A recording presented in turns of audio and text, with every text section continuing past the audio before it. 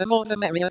One of the great strengths of the intelligent design community is the large variety of people from diverse scientific disciplines who contribute to the discussion. With many minds and original approaches, the arguments are honed and honed again. Everybody wins. In similar fashion, the appearance of a new creation-based book with original arguments gives us occasion not only to cheer, but also to pay attention to its contents.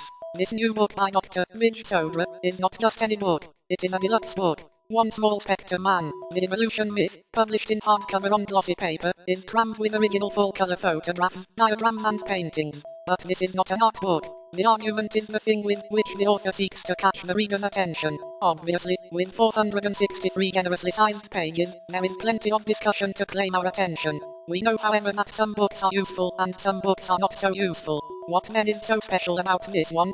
Who is the author anyway? Dr. Ivaylo is a medical doctor, a fellow of the Royal College of Surgeons of Edinburgh, who has lived most of his life in the south of England. Although Sussex is stunningly beautiful, he has nevertheless travelled extensively, especially in East Africa, Canada and Iceland. These travels have contributed to his lifelong interest in origins. Over the years he has used his medical skills and interests in anatomy, physiology and biochemistry to research evolutionary arguments in the fields of paleontology and biology. His method is to discover what the data and issues are, and to analyze the situation in the light of principles which he has already derived from other related data. In his quest for insights, the author leaves no stone unturned. His topics include fossils, sedimentary rocks, mass extinctions, variation, DNA and proteins, molecular machines, the whale, the bird, the eye, human fossils, man's upright gait, human chromosomes, the human mind, and wrap-up arguments. The author devotes a lengthy chapter to each of these topics. Among the principles which he develops and applies is the Chalicotherium principle.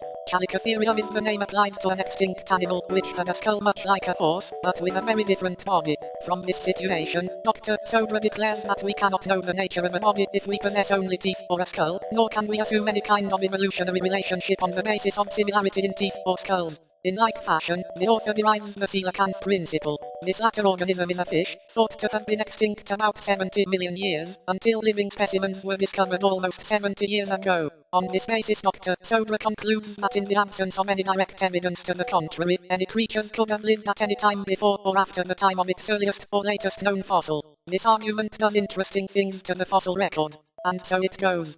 Dr. Ivaylo also develops the disuse principle, the essential sequence principle, the intermediate principle, and others, including a statistical argument called what you want you won't get, or YWILD for short. It is apparent that Dr. Ivaylo applies his specialty to develop a fresh approach to evolution. He looks only at the data, and his conclusions deal only with these matters. For example, on the topic of the fossil record, he concludes, "We have already seen that in favorable conditions fossils can be formed in less than a year, that the fossil record is a composite artifact, that all types of creatures, both living and extinct, could have lived contemporaneously in prehistoric times, that there is little evidence for any trend showing that, over time, any organisms have acquired an increase in complexity, and that the constancy of form shown by many creatures is evidence against creatures having lived for millions of years." p. 51. Published in 2003, this book provides a detailed and up-to-date discussion on supposed evidence for evolution. In keeping with his original approach, Dr. Ivaylo sometimes interprets artifacts differently from other specialists.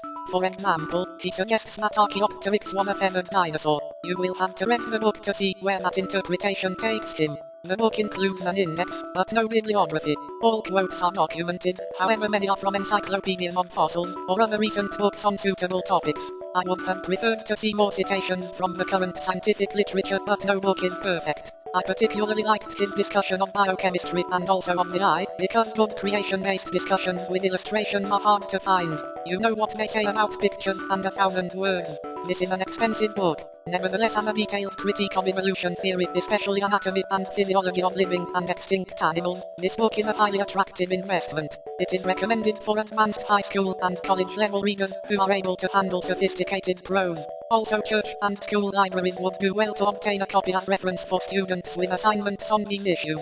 The author is unknown in creationist circles, but variety, as they say, is the spice of life. Ivaylo, 2003. One Small Spectre Man, The Evolution Myth. Ivaylo Productions, UK. 462 pages. Hardcover with full-color illustrations. Margaret Helder, April 2005.